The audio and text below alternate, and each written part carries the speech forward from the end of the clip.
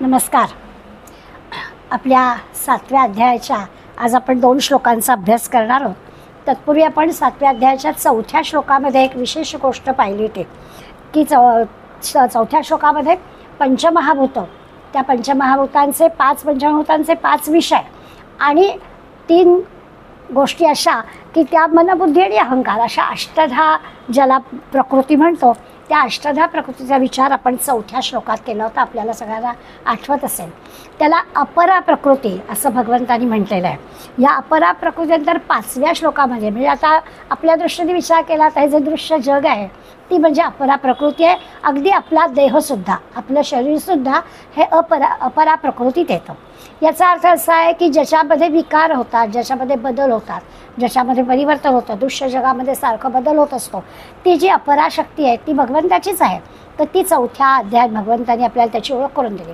पुढल्या 5व्या श्लोकामध्ये अपरा प्रकृतीपेक्षाही श्रेष्ठ असणारी जी पराप्रकृती आहे त्या पराप्रकृतीची ओळख भगवंतांनी आपल्याला करून दिली. आणि त्याच्यात त्यांनी असं म्हटलं की या जडाला चेतना देण्याची जी शक्ती आहे, म्हणजे आपल्या या देहामध्ये असणारं जे चैतन्य आहे किंवा आपल्या बोलीभाषेमध्ये आपण असं म्हणतो की हा देह आणि जीव, आपला जीव असा शब्द वापरतो. तो जो जीव आहे तो जीव म्हणजे त्याची पराशक्ती आहे, ती पण भगवंताची शक्ती आहे. अशी 5व्या श्लोकामध्ये भगवंतांनी आपल्याला त्याच्या या पराशक्तीचीही ओळख करून दिली. आता या अपराशक्तीची आणि पराशक्तीची म्हणजे जडशक्तीची आणि चेतनाशक्तीची एकत्रितरित्या विचार केला तर आपण असं म्हणू शकतो की हा देह म्हणजे काय आहे, तर दोन्ही आहे. जड प्रकृती पण आहे आणि ही चेतनशक्ती पण त्या देहात असल्यामुळे हा इंद्रियांकरवी किंवा या देहाकरवी सगळ्या कृती कर्म आपण करू शकतो. त्या परा आणि अपरा या दोन्ही शक्ती भगवंताच्या आहेत अशी ओळख भगवंतांनी आपल्याला 4थ्या आणि 5व्या श्लोकामध्ये करून दिलेली आहे. आज आपल्याला 6व्या श्लोकामध्ये विचार करायचा आहे भगवंताच्या या 3ऱ्या रूपाचा, ज्याला आपण आपल्या रोजच्या दैनंदिन भाषेमध्ये देव असं म्हणतो. ही जी देव म्हणून भगवंताची शक्ती आहे तो कसा आहे ते भगवंत आपल्याला या 6व्या श्लोकात सांगणार आहे की या परा आणि अपरा प्रकृती भगवंताचीच आहे. मग या सगळ्या दोन्ही शक्तींना मिळून अजून एक जो विषय आहे ज्याला आपण देव म्हणतो, परमात्मा म्हणतो, ईश्वर म्हणतो, त्या शक्तीचा परिचय 6व्या श्लोकामध्ये भगवंत आपल्याला करून देणार आहे. 6वा श्लोक आहे एतद्योनीनि भूतानि सर्वाणीत्युपधारय अहम कृस्तस्य जगतः प्रभव प्रलयस्तथा. थोडक्यात आपण अर्थ पाहूया. आता एतद म्हटलंय म्हणजे आधीच्या 2 श्लोकामध्ये सांगितलेल्या ह्या परा आणि अपरा दोन्ही शक्ती भगवंताच्या ह्या ज्या 2 प्रकृती आहेत या 2 प्रकृती ह्याला एतद असं सर्वांना वापरलं. एतद योनिनी भूतानी ही जी सगळी परा आणि अपरा प्रकृती आहे ह्या प्रकृतीपासून सर्व भूतानी सर्वाणी सगळी भूत मात्र म्हणजे प्राणी मात्र ज्याला आपण 84 लक्ष योनीतले सगळे जीव म्हणतो त्या सगळ्यांचा उगम त्याच्यातून झालेला आहे. या परा आणि अपरा शक्तीतून या परा आणि अपरा या प्रकृतीपासून ही सर्व भूत म्हणजे प्राणी मात्र निर्माण झालेले आहेत दोन्ही प्रकारच्या प्रकृतीतून. हे तू इति उपधारय म्हणजे हे तू जाण. भगवंत अर्जुनाला सांगताय, पर्यायाने आपल्याला सांगताय. आता काय जाणून घ्यायचं आहे तर या संबंध विश्वामध्ये निर्माण झालेले सगळे जे जीव आहेत ते ह्या परा आणि अपरा प्रकृतीतून निर्माण झालेले आहेत. अहम कृष्णस्य जगतः, आता अहम कृष्णस्य जगतः प्रभवः प्रलयः. मग त्यांनी असं पुढे म्हटलं की संपूर्ण जग कृष्णस्य जगतः दोन्ही षष्ठीची रूप आहेत. कृष्णस्य जगतः म्हणजे काय तर संपूर्ण जगाच्या जे काही प्रभव आणि प्रलय निर्माण होणं आणि नाश होणं या दोनही गोष्टी ज्या आहेत त्यासुद्धा भगवंत म्हणतो अहम मी करतो. असा ह्या 6व्या श्लोकाचा विचार आपल्याला करायचा आहे की भगवंत म्हणतो की या परा आणि अपरा प्रकृतीपासून हे सगळं जगत निर्माण झालं आहे, सगळी जीवसृष्टी निर्माण झाली आहे आणि या संपूर्ण सगळ्या जगाचा जो काही उत्पत्ती निर्माण करणं पण आणि नाश करणं पण दोन्ही गोष्टी मीच करतो. भगवंतानी आपण काय काय करतो ते आपल्याला सांगून टाकलं. आपण थोडासा विचार करूया की समजा आपण असा विचार केला शेतकरी बी पेरतो. बी पेरताना अगदी आनंदात असतो, छोटे छोटे अंकुर त्याला फुटतात, चांगली काळजी घेतो, खत पाणी वेळच्या वेळी घालतो, छानपैकी त्याची बीज रोपण चांगलं होतं, छान छान शेती डवरताना दिसते, त्याला आनंद होतो, छान अगदी कणसं येतात, कणसं झाला त्याला आनंद होतो आणि मग तो कापणी करतो तेव्हाही त्याला आनंदच होतो. निर्माणही तो करतो आणि कापतोही तो आनंदात असतो. अगदी तसंच भगवंताचं आहे की भगवंत सुद्धा हे संबंध विश्व निर्माण करतो आणि नाशही करतो. प्रत्येक निर्माण झालेल्या गोष्टीचा नाश आहे हे दाखवून देण्यासाठी भगवंतांनी आपल्याला सांगितलं की हे तू फक्त जाणून घे की ही सगळी चराचर सृष्टी मीच निर्माण केली आहे आणि मीच तिचा नाश करतो. आता या 2 ओळींसाठी आपल्याला विचार करायचा आहे. आपण आपला देह म्हणजे मी म्हणजे माझा देह असा जर विचार करतो आणि मी घेऊनच आलेली आहे जणू काही अमरपट्टा, त्यामुळे माझा देह हा कायमच असणार आहे, मी जाणारच नाही आहे, अशी एक आपली बारीकशी समजूत असते. म्हणजे मृत्यूबद्दल आपण बोलायचं टाळतो, आपल्याला नको असतं, मृत्यू कोणाला हवा असतो असं नाही होत. त्यामुळे याच्याबद्दलचा आपल्याला विचार करायला सगळं जे की आहे ते भगवंताच्या इच्छेनं निर्माण होतं, हा त्याचा खरा अर्थ. म्हणजे 6व्या श्लोकात 2 मुद्दे आपल्याला महत्त्वाचे विचारात घ्यायचे आहेत की सगळे प्राणी मात्र भगवंताच्या परा आणि अपरा प्रकृतीतून जन्माला आलेले आहेत, निर्माण झालेले आहेत. आणि भगवंत म्हणतो ह्या सगळ्याच याची निर्मिती आणि नाश हा मीच करतो. आपण एक शेतकऱ्याच्या उदाहरणाने आपल्याला मुद्दा पटवून घेतला की असं होतं. म्हणजे भगवंत हे सगळं आनंदानेच करतो आहे, निर्मिती पण करतो आहे, नाशही करतो आहे. सगळं जे की आहे ते भगवंताच्या इच्छेनं निर्माण होत आहे असं आपल्या लक्षात येईल. आता भगवंताच्या इच्छेनं भयाध्यक्षेण प्रकृती असं म्हटलं आहे ना, ते जणू काही ही प्रकृती आहे ना, ह्या प्रकृती माझ्या अध्यक्षतेखालीच काम करते. मी करतो म्हणजे काय, तर मीच करता करविता आहे आणि या सगळ्याकडून मी ते करवून घेतो असं भगवंत सांगतो आहे. मीच निर्माण करतो, मीच नाश करतो, संपवतो मीच.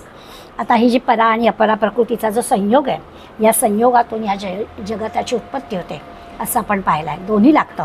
नुसत्या पराप्रकृतीने होणार नाही, दृश्य जग असून उपयोग नाही. किंवा आपण नेहमी उदाहरण घेतो की हा देह आहे, मृत झाल्यानंतर सुद्धा देह असणारच आहे की हो, आपल्याला त्या देहाचा नाश करावा लागतो, अग्नीच्या स्वाधीन करावं लागतं. मग हा देह आहे हे कळायचं कसं, तर आत असणाऱ्या चैतन्यामुळे. त्यामुळे दोन्ही परा आणि अपरा दोन्ही प्रकृती लागतात. नेहमी विजेचं उदाहरण दिलं जातं की वीज पण आहे, पण त्या विजेचं प्रकाशात रूपांतर व्हायला बल्ब किंवा ट्यूब लागेल. तिच्या माध्यमातून, त्या बल्बच्या किंवा ट्यूबच्या माध्यमातून प्रकाश पडणार आहे.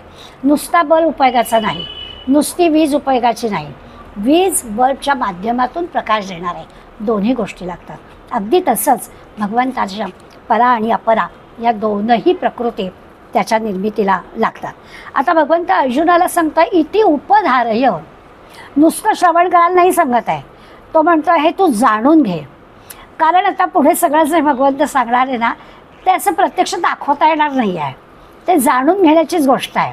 पंचमहाभूत, अष्टधा प्रकृती, पराप्रकृती, अपरा प्रकृती, नावं देण्याचा प्रयत्न असं सगळं होणार आहे, परंतु जाणून घ्यायला लागणार आहे. हे असं दाखवता येणारी गोष्ट नाही आहे. म्हणून भगवंतांनी इथे अर्जुनाला सांगताना सांगितलं आहे की हे मी काय सांगतोय ना, ते उपधारय, हे तू जाण. आता सगळी जी भूतमात्र आहेत ती जडचेतन प्रकृतीच्या संयोगातून निर्माण झाली असं म्हटलं आहे. आपण थोडा आपलाच विचार करूया. साधारण आपल्या मानवी देहाच्या विचाराने आपला मुद्दा चांगला आपल्याला पटवणं सोपं जातं. आपण विचार करूया. साधारणपणे आपण म्हणतो की आपला हा जो देह आहे हा आता अपरा प्रकृतीपासून झालेला जडदेह आहे. पराप्रकृतीचा नंतर विचार करू. अपरेनी तयार आहे, दृश्य म्हणजे अष्टवी, ह्या ज्या 8 गोष्टी आहेत त्या 8 निर्माण झालेला हा जडदेह आहे. आणि जडदेह हा मी समजते की हा देह माझा आहे, त्याला काहीतरी नाव आहे, त्याला काहीतरी आकार आहे, त्याला रंगरूप आहे, त्याचं काहीतरी महत्त्व माझ्या आणि इतरांच्या दृष्टीनं आहे. अशा जडदेहाचा विचार करायचा झाला तर त्या जडदेहामध्ये बदल होतात. अगदी सहज कळणारे बदल. आपण लहान होतो, मोठे झालो, तरुण झालो, वृद्ध झालो, हे तर बदल आहेतच. त्याशिवाय शास्त्र आपल्याला 6 प्रकारचे बदल सांगते. जायते म्हणजे आपण जन्माला येतो, अस्ति म्हणजे आपलं अस्तित्व असतं, वर्धते आपली वाढ होते, विपरिणमते म्हणजे आपण चांगले पक्व होतो, बाल तारुण्य वृद्ध आत्ता म्हटलं तसं, अपक्षीयते म्हणजे आपलं क्षय होतो, हळूहळू वृद्ध झाल्यानंतर आपली क्षय व्हायला लागतो, कमी व्हायला लागतं आणि मग विनश्यते नाश पावतो. अशा 6 गोष्टींमध्ये देहाचं परिवर्तन होत असतं. अगदी म्हातारपणी उंचीसुद्धा थोडीशी कमी होते बरं का. ते जे क्षय होतो किंवा क्षीण होतं म्हणतो ना, तर बाकी जसं आपली शक्ती कमी होते तसं ह्याही गोष्टी क्षीण होतात, ह्याच्यामध्ये सगळे येतात. तर असे 6 बदल आपल्या ह्या जडदेहामध्ये सुद्धा होतात. बरं, शेवटी नाश पावणारच आहे. आता जसं जसं वय वाढत जातं तसं तसं काही शरीराला व्याधी होणं, शरीर थकणं हे स्वाभाविकच आहे, प्रकृतीचा नियमच आहे. आत्ता सांगितलं तर या 6 नियमांनीच आपल्याला जायचं आहे. त्यामुळे आता या 6 नियमांनी जडदेह वाढत असतो आणि शेवटाला जात असतो. त्याच्यामध्ये दुःख करण्यासारखं खरं तर कारण नाही. आपण ज्यासाठी हा सगळा विचार करतोय त्याचा विचार केला, जडदेहाबद्दल तरी आपल्याला दुःख करण्यासारखं कारण नाही. कारण म्हातारपण येणारच आहे, या 6 टप्प्यांमधनं आपल्याला जायचंच आहे. आता म्हातारपणी गुडघे दुखता आहेत हे आपण मान्य केलं तर गुडघे दुखण्याचं दुःख आपल्याला होणार नाही. 6व्या पायरीनंतर आपल्याला हा देह सोडून जायचं आहे असं पक्क माहिती आहे आणि तोपर्यंत सगळं ठीक चाललेलं आहे, जायचं तर आहे. मग त्या मृत्यूचाही भय वाटण्याचं, व्याधींचाही भय वाटण्याचं खरं म्हणजे कारण नाही. हे समजून घ्याय. जाण म्हटलं आहे ना, अर्जुनाला जाणायला सांगितलं आहे, तुम्हा आम्हाला पण जाणायला सांगितलं आहे. अर्जुनाला जाण्याची गोष्ट वेगळी आहे. अर्जुनाला एका महत्त्वाच्या कामाला उद्युक्त करायचं आहे, त्यामुळे त्याला हे सगळं जाणवून द्यायचं आहे. तुम्हाला आपलं अर्जुनाच्या तुलनेमध्ये छोटंसं वर्तुळ आहे, त्यामुळे आपण जाणून घ्यायचं म्हणजे काय, तर आपल्याला पण या जडदेहाला 6 गोष्टीतून जायचं आहे. तर त्या 6 गोष्टीतून जाताना हे होणारच जर आहे तर त्याचं दुःख करण्याचं काय कारण आहे, अशा प्रकारचं जाणून घ्यायला आपल्यासहित आहे. बरं, तसंही थोडा वेगळ्या पद्धतीने विचार केला तर कुठल्याही गोष्टीचा नाश होत नाही, त्याचं विघटन होतं. कुठलीही गोष्ट पूर्णपणानं नाश होत, त्याचं काहीतरी वेगळ्या ह्याच्यात बदल होतो. ही जी पंचमहाभूतं आहेत ती त्यांच्या मूळ स्वरूपामध्ये जातात. आपण पंचमहाभूतांनी या जडदेह तयार झाला आहे म्हटलं ना, तर या जडदेहांमधली पंचमहाभूतं आहेत ती त्यांच्या मूळ स्वरूपात विलीन होतात आणि जो जीव आहे तो दुसऱ्या देहामधून अभिव्यक्त होतो. आपण पुनर्जन्म मानतो, त्यामुळे दुसऱ्या देहामध्ये तो अभिव्यक्त होतो.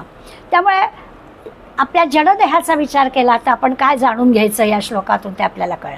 बरं, समजा आपण जरा असं म्हटलं की मी म्हणजे हा देह नाही आहे, मी म्हणजे काय आहे, तर मी म्हणजे आतमध्ये असणारं जे स्वरूप आहे माझं, ते स्वरूप म्हणजे मी आहे, असं जर विचार केला, म्हणजे ज्याला या श्लोकामध्ये जीव असं म्हटलं. आपण कधी ब्रह्म, कधी आत्मा, कधी चैतन्य असा शब्द वापरतो. तर असं जर आपण विचार केला तर याचा विचार करताना आपण थोडी आपली स्वतःची हे करून घेऊया की आपण जेव्हा गाढ झोपेत असतो, आपल्या 4 या गोष्टी आपल्याला माहिती आहेत की आपण जागृतावस्थेत असतो, स्वप्नावस्थेत असतो, पण गाढ झोपेत असतो, सुषुप्ती अवस्था म्हणतो. त्या सुषुप्ती अवस्थेत जेव्हा आपण असतो तेव्हा आपल्या शरीराशी असणारं तादात्म्य संपलेलं असतं. आपण आपल्या शरीराला विसरलेलो असतो. आपण जेव्हा त्या गाढ झोपेचा अनुभव घेतो आणि जेव्हा पुन्हा जागे होतो तेव्हा म्हणतो की मला इतकी गाढ झोप लागली, मला बेलही नाही ऐकायला आली, मला लाईट गेलं होतं, पंखा बंद झाला होता पण जागच नाही आली. आता हे जे काही आहे वर्णन आपल्या गाढ झोपेचं, याचा अर्थ काय आहे, याचा अर्थ शरीराशी असणारं आपलं जे तादात्म्य आहे ते संपलेलं होतं त्या वेळापुरतं. आणि असा जो की आपला अनुभव तो एक वेगळा आनंदाचा अनुभव असतो. गाढ झोप ती थोडी पुरते, त्या गाढ झोपेतला जो आनंद असतो तो वेगळा असतो, अजिबात काही बाहेरचं भानच नसतं आपल्याला. आता असं जे आहे शरीराशी तादात्म्य सुटणं पण जिवंत असणं, मृत नाही आहे. गाढ झोपेचा जो अनुभव आपण घेतो त्यावेळेला काय असतं तर आपण त्या शरीराशी तादात्म्य सुटलं असतं, पूर्ण वेगळ्या विश्वात असतो परंतु जिवंत असतो. आता असा जर विचार केला तर त्यावेळेला आपलं जे स्वरूप आहे ते स्वरूप म्हणजे आतलं जे चैतन्य आहे ते जागा असतं, पण शरीराशी तादात्म्य संपलेलं असतं. आता मगाशी मी पटकन म्हटलं की आपण पुनर्जन्म मानतो. पुनर्जन्माचा विचार केला तर आधीच्या जन्मामध्ये आपण केलेली जी काही कर्म आहेत त्या कर्माप्रमाणे आपल्याला जन्म मिळतो असं आपण म्हणतो. म्हणजे आता या जन्मामध्ये आपण जे काही करतो आहे त्याचा विचार पुढल्या जन्मामध्ये होणार आहे. म्हणजे आता चांगली कर्म केली तर आपल्याला चांगला जन्म पुढला मिळणार आहे असा खरा म्हणजे अर्थ. आत्ताच्या जन्मामध्ये येणाऱ्या सुखदुःखांचा आपल्याला माहिती नाही, गेल्या आधीच्या जन्मामध्ये जी काही आपल्या हातून कर्म झालेली आहेत त्याचे परिणाम म्हणून आपल्याला आत्ताच्या जन्मामधली सुखदुःख भोगावी लागत आहेत. परंतु हे कळलं असल्यामुळे आपण आता या जन्मात केलेल्या ज्या चांगल्या वाईट गोष्टी आहेत त्याचे परिणाम आपल्याला नंतरच्या जन्मात भोगावे लागणार आहेत. म्हणजे आत्ताच्या शरीरापुरताच आपल्याच्या सुखदुःखाचा विचार करायला हवा, बाकी सुखदुःखाचा विचार आत्ता कराल म्हणजे शरीर जुनं झालं, शरीर व्याधीग्रस्त झालं तर नवीन शरीर मिळणार आहे असं भगवंतांनी आपल्याला ग्वाही दिलेली आहे. मग जर का नवीन चांगलं शरीर मिळणार असेल तर वाईट कशाला वाटायला हवं आहे? चांगलीच गोष्ट आहे. कुठलीही गोष्ट जुनी झाली ते टाकून देणं आणि नवीन मिळणं ही आनंददायीच असते. आणि तसाही विचार केला तर भीती कुणाला? वाईट वागणाऱ्याला. तुम्ही आम्ही साधक मंडळी आहोत, आपण काही वाईट वागत नाही आहोत, आपण काही कुकर्म करायला जात नाही आहोत. त्यामुळे जसं कर्म तसं फळ असा जरी विचार केला तरी आपल्या लक्षात येईल की साधक असणाऱ्या आपल्याला अशी काही भीती बाळगण्याचं कारण नाही. आपण विचार करायचा 6व्या अध्यायामध्ये भगवंतांनी आपल्याला शब्द दिला आहे, आठवण करून देते आणि पुढे जाऊया. भगवंतांनी आपल्याला काय सांगितलं 6व्या अध्यायात की समजा आत्ता तुम्ही या जन्मामध्ये साधक आहात, चांगले साधक आहात आणि साधना करता करता देह समजा टाकला गेला तर या जन्मामध्ये केलेली साधना कॅरी फॉरवर्ड होते. म्हणजे पुढल्या जन्मामध्ये तिथपासून आपल्या साधनेला सुरुवात करता येते असा शब्द पण भगवंतांनी आपल्याला दिलेला आहे.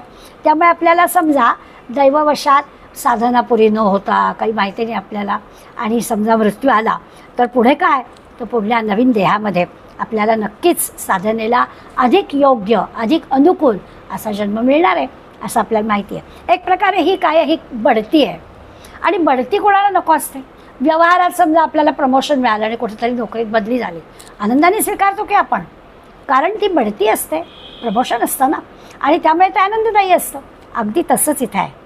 नवीन गावी जायचं आहे, प्रमोशन मिळणार आहे असा जर विचार केला तर मृत्यूचं भय वाटण्याचं कारणच नाही. देहाचे जे विकार आहेत त्या विकारांमध्ये दुःख वाटण्यासारखं काही नाही, ते होणारच आहे असं आपल्या लक्षात येईल. एकदा हे आपण मान्य केलं की मग हे बालपण, तरुणपण, व्याधी, वार्धक्य ज्या काही गोष्टी आहेत त्याचं आपल्याला दुःख वाटणार नाही. हे जाणून घ्यायचं आहे. उपधारय म्हटलं आहे ना, तर अर्जुनाला उपधारय वेगळं असलं तरी तुम्हा मला या श्लोकातून काय जाणायचं? तर या परा आणि अपरा प्रकृतीतून आपली जी निर्मिती भगवंतानी केली आहे या निर्मितीच्याबद्दल आपल्याला नेमकं काय करायचं आहे ते जाणून घ्यायचं आहे. आता समजा स्वतःला आपण आत्मा समजलो म्हणजे स्वस्वरूप आपल्याला कळलं असं जर म्हटलं, संतांबद्दल विचार करायचं म्हटलं तर त्या संतांनी त्यांच्यामुळे मरणाचा प्रश्नच नाही, कारण ते त्यांना हवं होतं तेव्हाच ते इथे येतात आणि हवं तेव्हा ते निघूनही जातात. त्यामुळे त्यांच्याबद्दल विचार करायचा. आत्मा जाणणाऱ्या, स्वस्वरूप जाणणाऱ्या संतांबद्दल विचारच करायचं कारण नाही.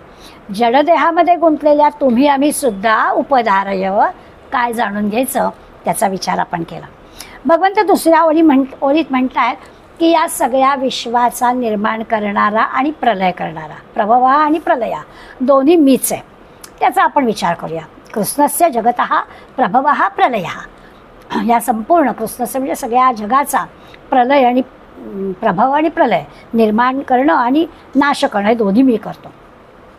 मग असे मी म्हटलं की आपल्या परमात्मतत्व, ईश्वर, परमेश्वर की आपल्या रोजच्या भाषेत आपण ज्याला देव म्हणतो, हा जो देव, ईश्वर, परमात्मा आहे जिच्यावर पराशक्ती जी आहे त्या पराशक्तीवर पण याचं नियंत्रण आहे.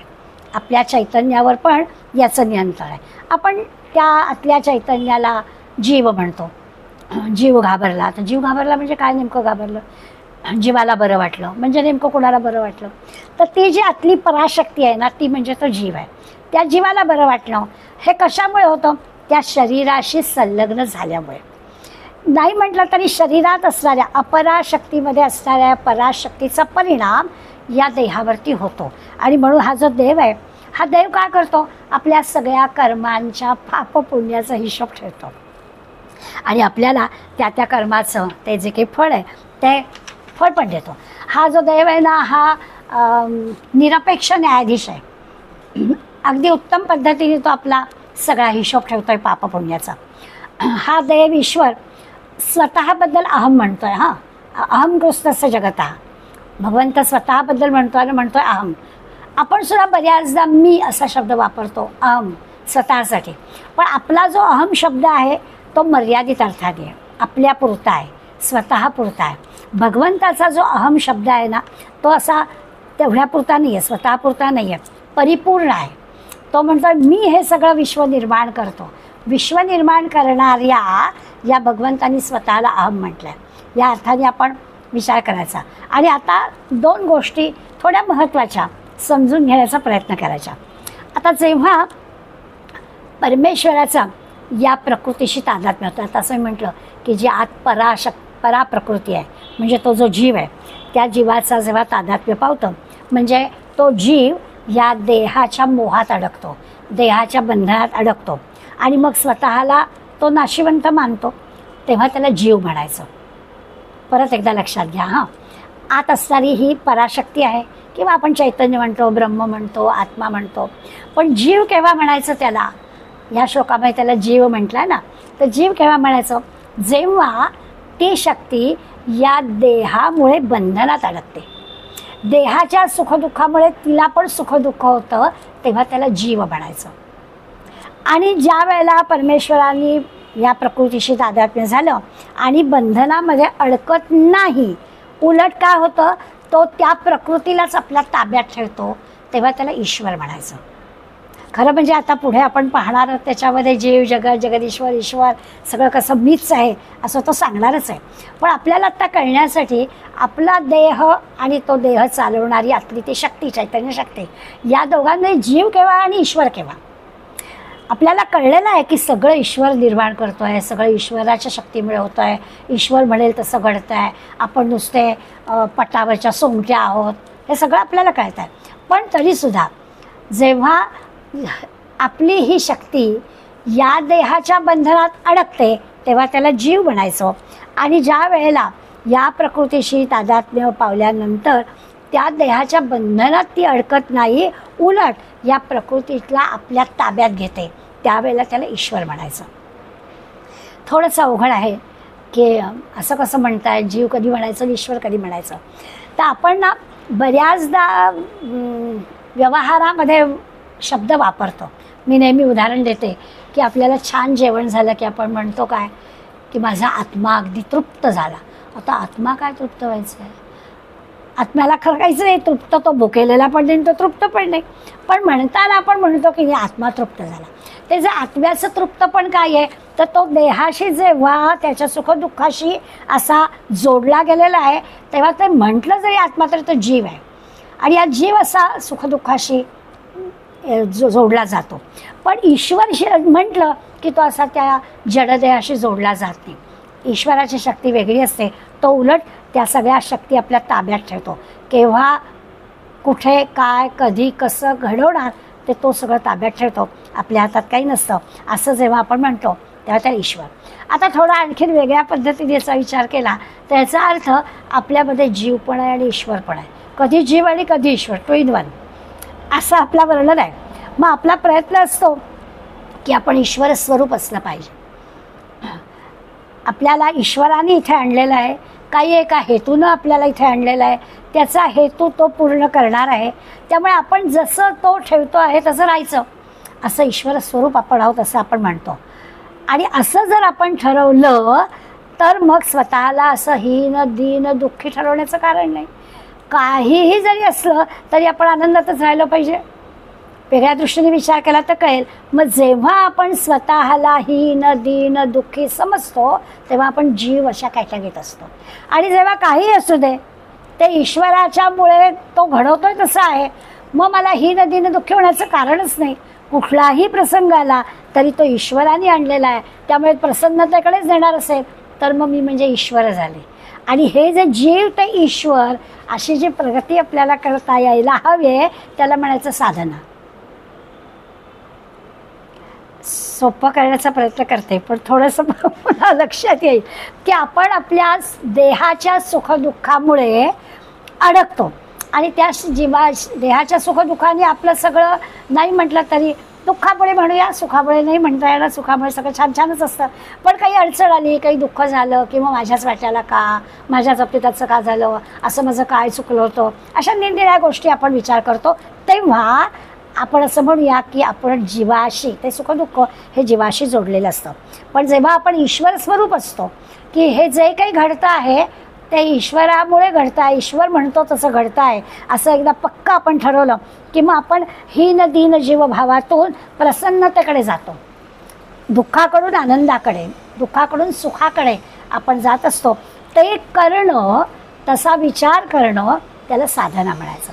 साधनेने शक्य होतं की जीवनामध्ये येणाऱ्या कितीही जरी अडचणी असल्या तरी त्या अडचणी येणारच होत्या, त्याच्याशी माझा काही हे नाही आहे आणि त्या सुखदुःखाच्या पलीकडे मला जायचं आहे, हे साधनेने त्याला जमतं. असा हे जे उपधारय आहे, जाणून घ्यायला सांगितलं आहे ते आपल्याला हे जाणून घ्यायचं आहे. मग भगवंताचा विश्वाचा निर्माता आहे आणि विश्वाचा संहार करता आहे हे आता आपल्या लक्षात घेतलं. तसं निर्माण करणारा आहे आपण सहज मान्य करू शकतो. आपल्याला कुठल्याही वस्तूची निर्मिती करण्यासाठी कोणीतरी निर्माता लागतो, हे आपण सहज लक्षात घेऊ. कुठलीही गोष्ट आपोआप नाही घडत, कोणीतरी निर्माण करणारी लागते. त्यामुळे एवढं मोठं विश्व इथे आपल्याला दिसतं आहे तर त्याचा निर्माण करणारा निर्माता तो कोणीतरी असलाच पाहिजे आणि त्यामुळे तो ईश्वर या सगळ्या विश्वाची निर्मिती करणारा आहे असं आपल्याला सहज मान्य करायला हरकत नाही.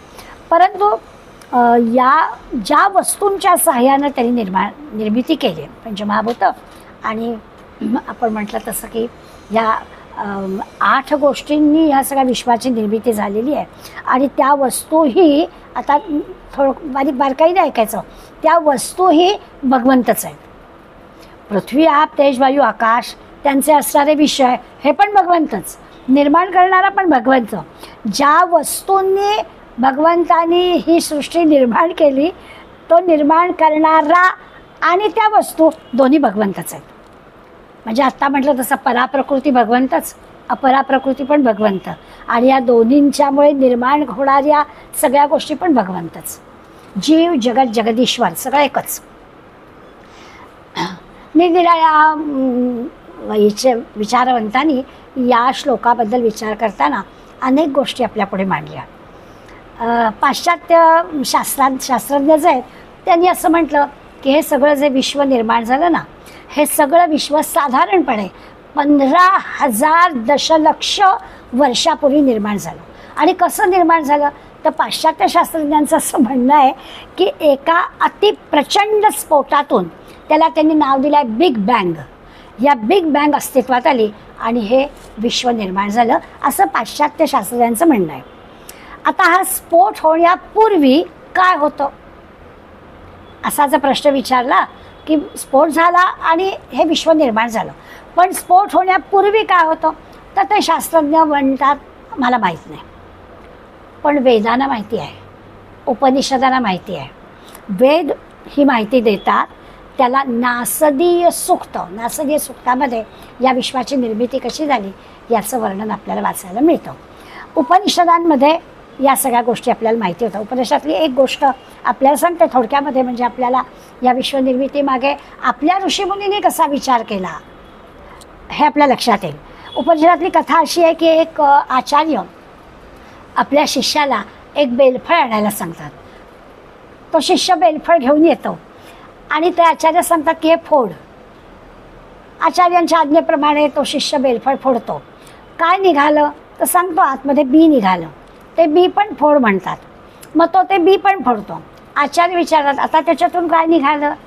तो म्हणतो काहीच नाही. मग आचार्य त्याला म्हणतात काहीच नाही, यामध्ये जे विकार, यामध्ये जे बदल होतात तेव्हा बेलाचा मोठा वृक्ष निर्माण होतो. ज्याच्यात काहीच नाही त्या काहीच नाही मध्ये विकार निर्माण होतात, बदल निर्माण होतात, काही परिवर्तन घडतं आणि त्याच्यातून पुन्हा बेलाचा वृक्ष निर्माण होतो. तसंच अगदी त्याचप्रमाणे काहीही नसणाऱ्या तत्वामध्ये विकार निर्माण होतात आणि हे विश्व निर्माण होतं.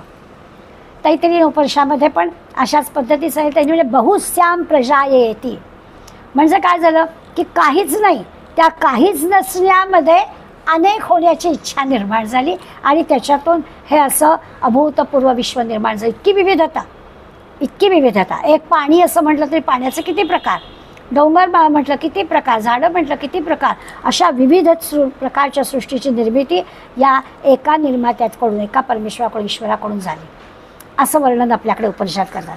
या सगळ्या परमात्म्याचं वर्णन पुढल्या श्लोकामध्ये भगवंत करत आहे. मी एकदा 6वा श्लोक परत आपल्यासमोर वाचते. मला वाटतं दोन्ही ओळींमधून आपला अर्थ नीट लक्षात आला असेल. एतद्योनीनि भूतानि सर्वानित्युपधारय अहं कृत्स्नस्य जगतः प्रभव प्रलयस्तथा. आधीच्या 4थ्या आणि 5व्या श्लोकामध्ये सांगितलेली परा आणि अपरा प्रकृती, या दोन्हीतून जे काही सर्व भूतानी, सगळ्या प्रकारचे भूत मात्र निर्माण झाले हे अर्जुना तू जाण असं भगवंतांनी सांगितलं. आणि पुढे म्हटलं अहम कृष्णस्य जगतः प्रभव प्रलयस्तथा, की मीच त्या सगळ्या सृष्टीचा निर्माण करणारा आणि प्रलय करणारा आहे. मला वाटतं दोन्ही ओळींचा अर्थ आपल्या लक्षात आला असेल. आता आपल्याला या परमात्म्याचं वर्णन भगवंत पुढल्या ह्याच्यात सांगतोय, ते लक्षात घ्यायचं आहे. 7व्या श्लोकामध्ये भगवंत म्हणतोय मत्तः परतरम नान्यत् किंचिद अस्ति धनंजय मयि सर्वमिदं प्रोतं सूत्रे मणिगणाइव. एक उदाहरण दिलं आहे, एक दृष्टांत दिला आहे आणि आपला मुद्दा भगवंत सांगतायत. ते म्हणतायत अर्जुना, धनंजया, काय म्हटलंय? मत्तः अन्यत् किंचित परतरम न अस्ति, माझ्यापेक्षा दुसरी कुठलीही गोष्ट श्रेष्ठ नाही आहे, परम नाही आहे. अहम कृष्णस्य जगता आधी सांगून झालं आहे, मीच सगळ्याची निर्मिती करतो, मीच सगळ्याचा नाश करतो. असं माझ्यापेक्षा दुसरं कोणीच श्रेष्ठ या जगात नाही आहे. स्वतःच ईश्वर आपल्याबद्दलची माहिती देतोय की अन्य दुसरं कुठलीही गोष्ट श्रेष्ठ नाही.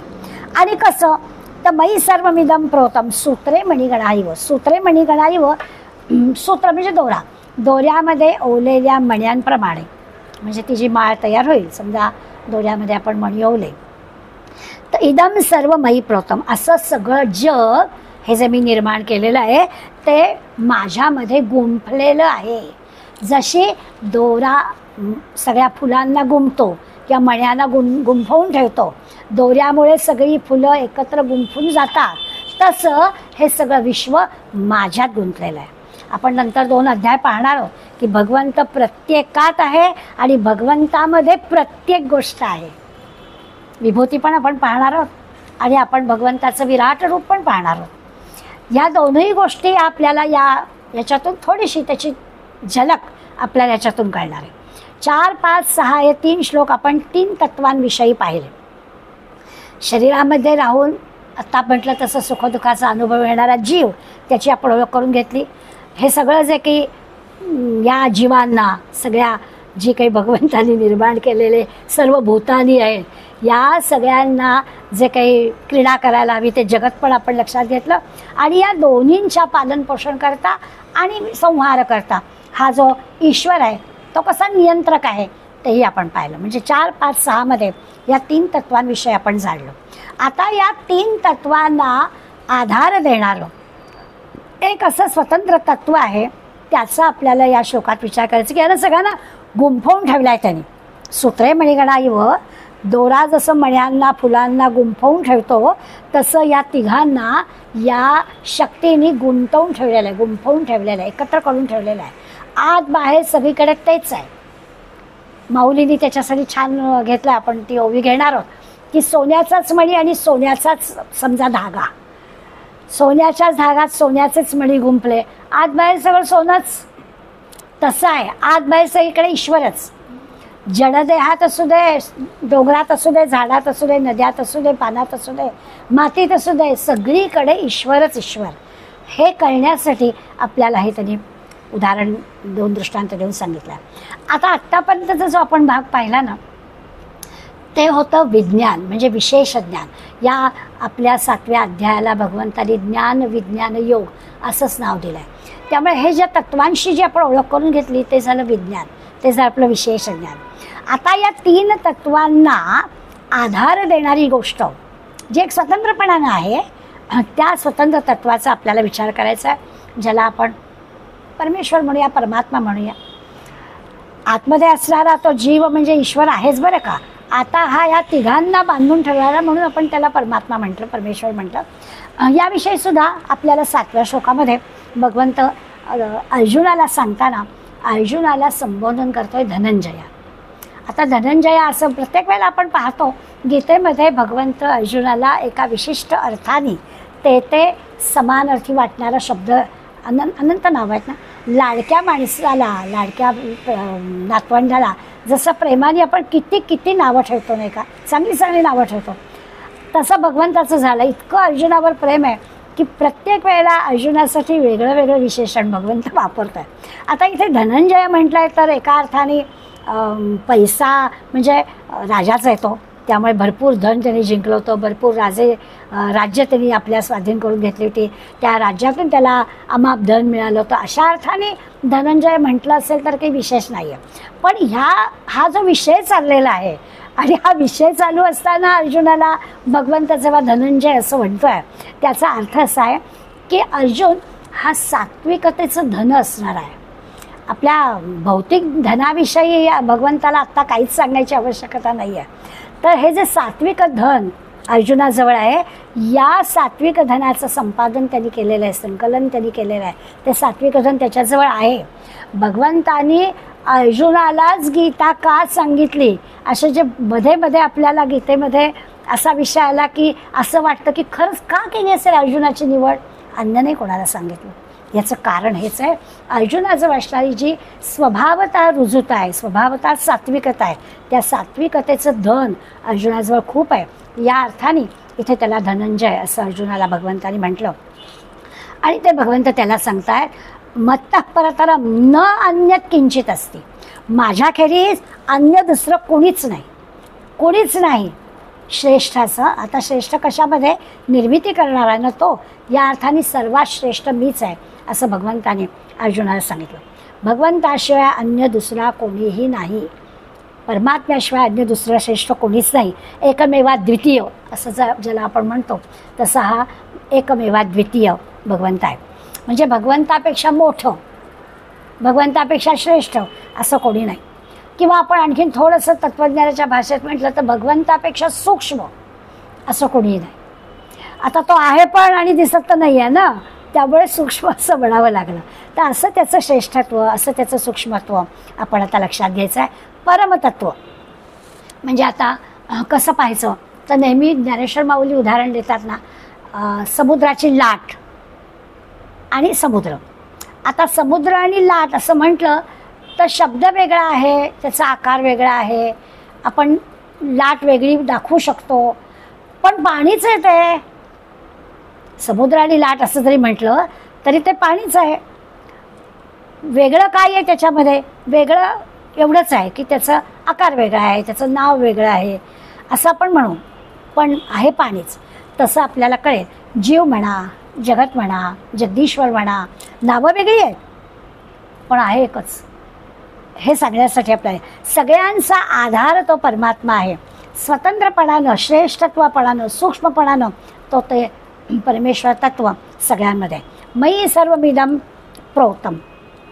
आता हे जे म्हटलं आहे ना, मी या सर्वांना एकत्र ओढून ठेवलेलं आहे, जोडून ठेवलेलं आहे, बांधून ठेवलेलं आहे. ते कसं, आणि दोन अर्थ आहेत. प्रोत्तम शब्दाचे दोन अर्थ आहेत. आता मणिगळा म्हटलं आहे म्हणून आपण ओवणे असं क्रियापद म्हटलं की ते मणी ओवलेत किंवा फुलं ओवलेत याच्यासाठी. पण दुसरा त्या प्रोत्तम शब्दाचा अर्थ आहे ज्याला आपण मराठीमध्ये ओतप्रोत असं म्हणतो की पूर्णपणानं व्यापून टाकणं म्हणतो. तसं या सगळ्या तिन्ही गोष्टींना या परमात्म्याने व्यापून टाकलेलं आहे. सगळीकडे तो आहेच आहे, तो नाही अशी जागाच नाही. माऊलींची उदाहरणं जसं लाटेचं आणि समुद्राचं आहे तसं कापडाचं, वस्त्राचं उदाहरण माऊली देतात की आडवे धागे आणि उभे धागे यांनी वस्त्र तयार होतं. आता असं म्हटलं की ते उभे आडवे धागे म्हणजे तयार झालेलं वस्त्र, म्हणजे धाग्यांनी त्याला व्यापून टाकलेलं आहे. शब्द वेगळे आहेत. वस्त्र तयार झाल्यानंतर आपण उभे धागे आडवे धागे असं म्हणू, पण तरी देखील धागाच. किंवा मग अशी म्हटलं तसं लाटा म्हणा, समुद्र म्हणा, पाणीच. तसं जीव म्हणा, काय जगत म्हणा, जगदीश्वर म्हणा, तो सगळा ईश्वरच. आणि असं सूत्रे मणिगणा इव असं दोऱ्यामध्ये जसं एकत्र केलेलं आहे, व्यापून टाकलेलं आहे. मग अशी मी माऊलींच्या सोन्याचे मणी आणि सोन्याचा धागा असं जे माऊलींनी उदाहरण घेतलं आहे ते लक्षात घेऊया. सुवर्णाचे मणी केले ते सोनियाचे सुती वोवले. माऊली म्हणतात सोन्याचाच धागा तयार केला आणि सोन्याचेच मणी घेतले. तैसे म्या जग धरिले. भगवंत सांगताय मी असं जग धरलं सबाई अभ्यंतरी. आत बाहेर सगळं सुवर्णच. सोन्याच्या मण्यांनी सोन्याच्या धाग्यातला गुंफलं की आत बाहेर जसं सोनं, तसं या जगामध्ये मी आत बाहेर सगळीकडे आहे. माऊलींच्या उपमेने आपल्याला बऱ्यापैकी अर्थबोध झाला असणार. त्यामुळे जीव जगत ईश्वर हे तीन जणू काही सोन्याचे मणी आहेत आणि त्यांना एकत्र होणारा तो जो धागा आहे तोही सोन्याचाच आहे. सोनंच ओतप्रोत भरलेलं आहे. अशा अर्थाने धागा मणी सगळं सोनंच. तसं हे परमात्मा तत्व आहे. सगळीकडे तो ईश्वरच ईश्वर आहे. आधार देणारा हा ईश्वर आहे. ज्याला आधार दिलाय तोही ईश्वर आहे. तर जीव जगत जगदीश्वर असं जे म्हटलं आहे हे सगळं एकच एक आहे. ती परमात्म्याची शक्ती आहे. आता आपल्या लक्षात असेल की या दृश्य जगामधली जी विविधता आपल्याला दिसते, आपल्या या चर्मचक्षुनी आपण एवढ्या विविधता पाहत असतो. रोज वेगळ्या वेगळ्या गोष्टी आपल्याला दिसत असतात. आता परमात्मा म्हणतो की सगळं माझ्यात ओवलेलं आहे. तुमच्या दृष्टीने ते विविध दिसत असेल पण मला माझ्याशिवाय या जगात दुसरं काहीच नाही आहे. उपनिषदात गोष्ट सांगतात की तो शिष्य म्हणतो की मला ब्रह्मज्ञान झालं. मग वडील म्हणतात हो का, म्हणजे काय झालं? तर म्हणाला पूर्वी मला डोंगर दिसायचा, झाडं दिसायची, नदी दिसायची, माणसं दिसायची, आता मला सगळीकडे ब्रह्म दिसतं. मग वडिलांनी विचारलं अच्छा मी तुला नदी पण दिसते, ब्रह्म पण दिसतं, डोंगर पण दिसतो, ब्रह्म पण दिसतो, परत जा, परत तपश्चर्या करायला जा. तसं आता आपलं आहे. आपल्याला विविध पद्धतीने नटलेलं हे जग दिसतं आहे.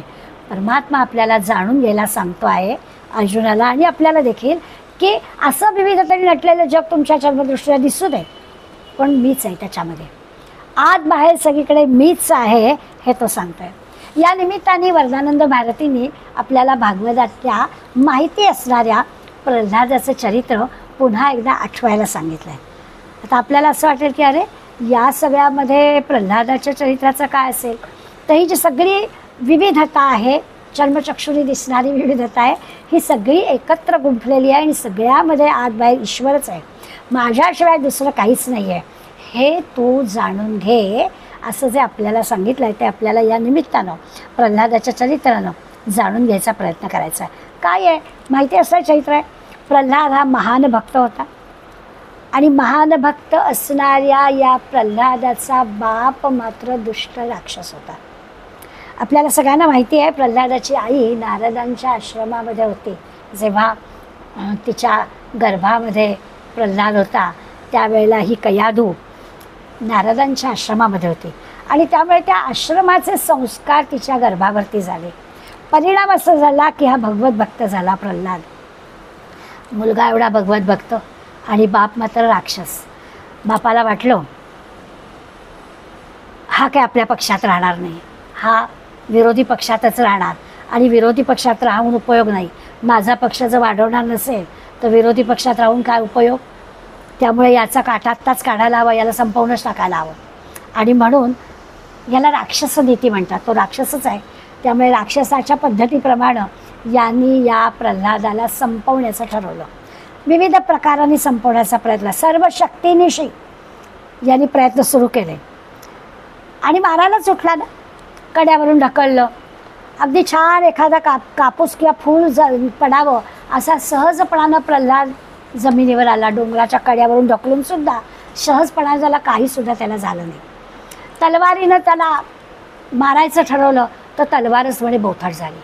हत्तीच्या पायाखाली द्यायचं ठरवलं तर हत्तीनेच त्याला नमस्कार केला आणि हत्तीच 2 पावलं म्हणे मागे सरकला. निरनिराळ्या गोष्टी, अग्नीत टाकला तर अग्नीत शांत झाला. विविध प्रकारांनी या प्रल्हादाला मारण्याचे प्रकार या राक्षसाने केले परंतु त्याचा काहीच उपयोग झाला नाही. आता मात्र त्याने आणखीन एक नवीन युक्ती काढली आणि ती नवीन युक्ती नक्कीच खात्रीने उपयोगी पडणार असं त्याला वाटलं. ही जी कयाधू आहे ती कयाधू अतिशय पतिव्रता आहे आणि पतिव्रता स्त्रीनी केलेली गोष्ट ही यशस्वी होते. आणि म्हणून या कयाधूला सांगितलं की प्रल्हादाला म्हणजे आपल्या पुत्राला तू विष देऊन मारून टाक. आता ही कुठल्या आईला ही गोष्ट जमेल. त्यामुळे कयाधू पुढे प्रश्न पडला की आता हे कसं करायचं. मग कयाधूने मनाशी काही एक विशेष निर्णय घेतला आणि तो जो विषाचा पेला तिला देण्यात आला होता प्रल्हादाला देण्यासाठी तो तिने असं ठरवलं की आपणच पिऊन टाकायचा. भागवतात कथा आहे बरं का, सुंदर चरित्र आहे प्रल्हादाचं. आपल्याला पहिल्या अशा प्रल्हादासाठी मारायला केलेल्या गोष्टी आपण नातवंडांना सांगण्यासाठी या सांगतो. पुढली गोष्ट काही आपण सांगत नाही. पण कयाधूनी काय केलं की आता हे विष आपणच पिऊन आपण स्वतःला संपवून टाकायचं. प्रल्हादाला ही सगळ्या गोष्टी कळली होती आणि प्रल्हादाने आईला अडवलं. प्रल्हाद आईला असं म्हणाला की तू काही काळजी करू नको, त्या विषाचा माझ्यावर काहीच परिणाम होणार नाही. प्रल्हादाला कळून चुकलं होतं, कड्यावरून ढकलल्यावर माझ्यावर काही परिणाम झाला नाही, अग्नीत टाकून माझ्यावर काही परिणाम झाला नाही, हत्ती आपल्या अंगावर टाकला तरी आपल्यावर काही परिणाम झाला नाही, तर तू काहीच काळजी करू नको. नारदांच्या आश्रमामध्ये आपल्यावर जे संस्कार झालेले आहेत, काय सांगितलं होतं आपल्याला?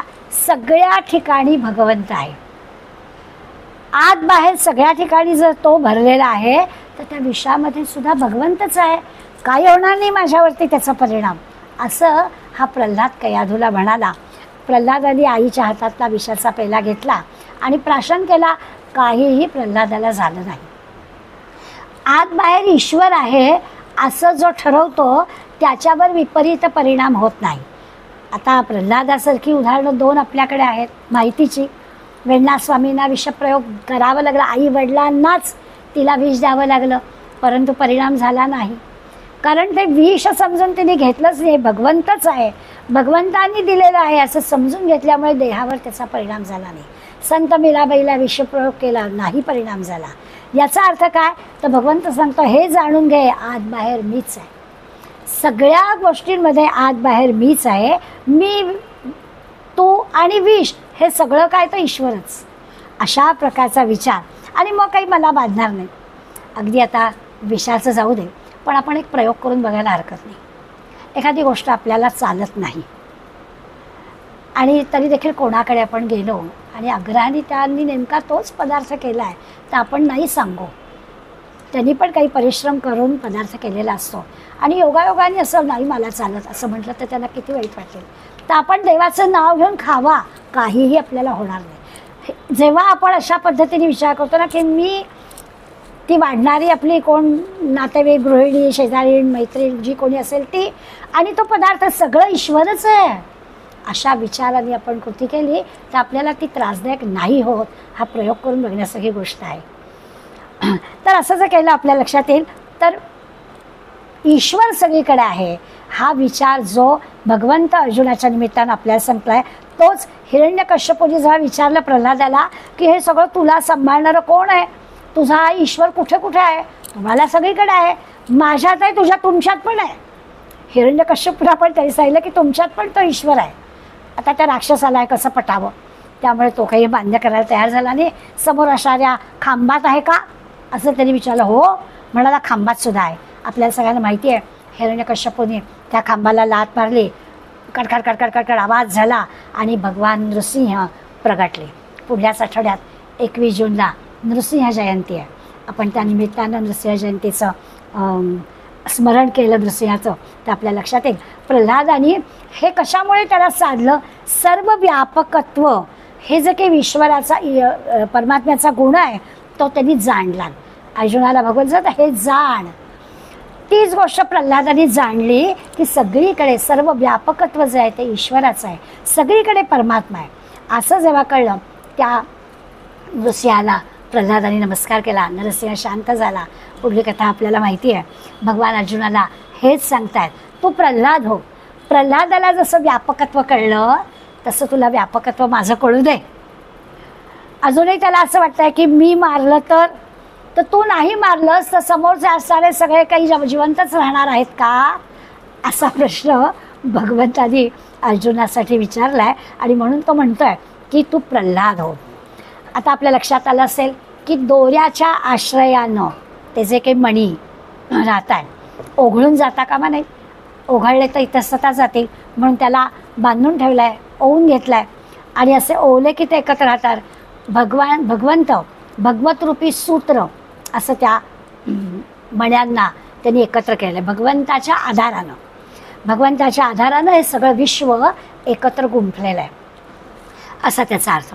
म्हणजे सृष्टीमध्ये कितीही जरी विविधता असली तरी त्या विविधतेमध्ये ती विविधता भगवंताच्या अस्तित्वाने ओवलेली आहे.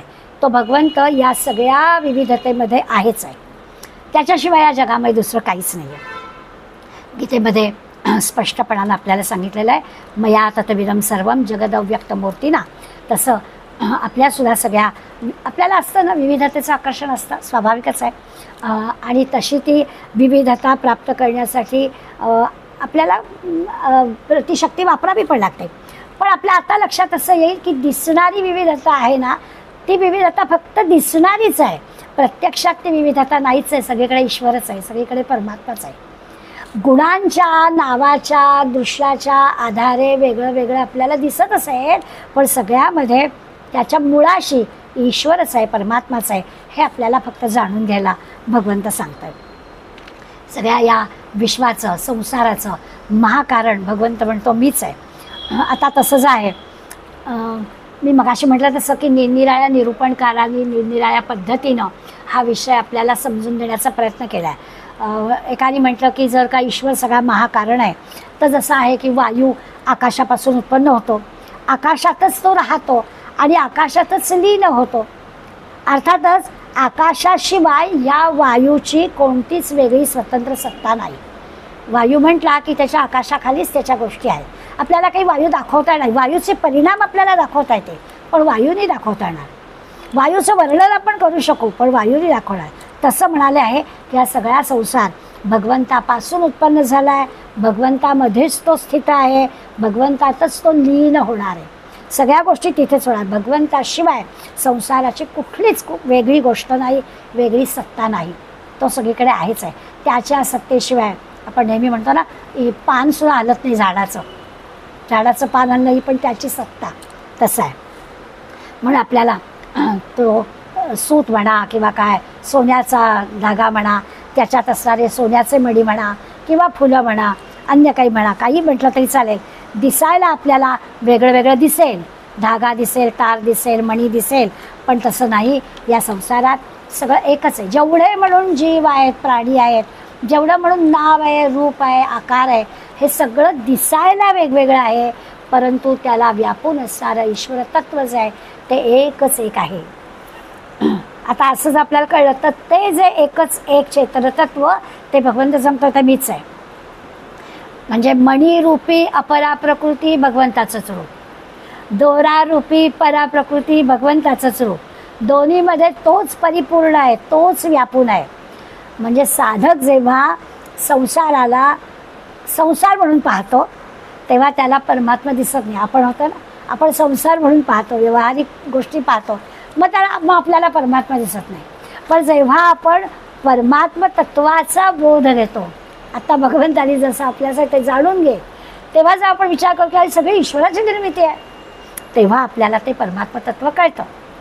अशा प्रकारचा विचार या 2 श्लोकातून आपण पाहिला आहे. आता पुढल्या श्लोकामध्ये भगवंत स्वतः मी कसा कसा तुम्ही पाहणार मला, आता मी सांगितलं सगळीकडे मीच भरून आहे, मीच निर्माण करतो, मीच संहार करतो असं पण सांगितलं. पण तुम्ही मला ओळखणार कसं, मीच सगळीकडे आहे, तुमच्या लक्षात कसं येणार. तर त्यांनी आपल्याला पुढल्या काही श्लोकांमध्ये त्याच्या विभूती सांगितल्या.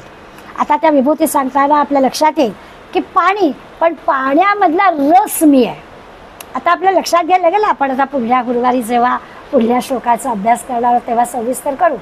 पण पाण्यामध्ये म्हणजे खरं म्हणजे पाणी म्हणजे पण भगवंतच, पण आपण त्याला ओळखायचं कसा, तर पाण्यामधला रस मी आहे. वनस्पती जमिनीतून रस, पाण्यातला रस ओढून घेतो. आणि मग आपण नेहमी उदाहरण देतो की कारल्याच्या रोपांनी जे जमिनीतून पाणी घेतलं आहे ते कडू असतं, गुलाबाच्या ह्यानी घेतलं आहे ते सुगंधित असतं, उसानी घेतलं आहे ते गोड असू शकतं. हे काय आहे, तर त्यातला जो तो रस आहे ना, तो भगवंत मी आहे. मला कसं शोधाल, तर या पाणीच, पण पाण्यातला रस मी आहे. सूर्यचंद्र पण भगवंतच आहेत, पण त्याचा जो प्रकाश आहे ना, तो मी आहे. भगवंताला कसं ओळखायचं, विभूती सांगणार आहे तो. सगळ्यामध्ये मी श्रेष्ठ आहे, आधीच्या श्लोकात सांगितलंच आहे तरी की जो श्रेष्ठ आहे तो मी आहे. मग मला कसं तुम्ही पाहाल, सगळीकडे मीच आहे, पण त्या मला पाहण्यासाठी वेदांमधला ओंकार मी आहे, सूर्यचंद्रामधला प्रकाश मी आहे, पाण्यामधला रस मी आहे, आकाशामधला शब्द मी आहे. इतकंच नाही तर पुरुषांमधलं पुरुष तत्व म्हणजे माणसांमधलं तत्व जे आहे ते पुरुष तत्व पण मी आहे. अशा निरनिराळ्या विभूतींचा विचार पुढल्या काही श्लोकातून भगवंत आपल्याला करून त्याची ओळख आणखीन करून देणार आहे. तर आज आपण या 2 श्लोकांचा विचार केला. थोडंसं अवघड वाटणारी गोष्ट होती, कारण सगळं तत्त्वज्ञान होतं, पण आपल्या सर्वांच्या भाग्याने आपल्याला विविध मंडळींनी ते सगळं सोपं करून आपल्यासमोर मांडलं आहे आणि तसंच्या तसं आपल्यापुढे मांडण्याचा मी प्रयत्न केला आहे. त्यामुळे आज आपण इथे थांबूया आणि पुढल्या श्लोकांना पुढल्या गुरुवारी भेटूया. धन्यवाद. धन्यवाद. धन्यवाद. खूप छान सांगितलं. खूपच सुंदर. महात्म्यम गीताशास्त्रमिदं पुण्यं यः पठेत्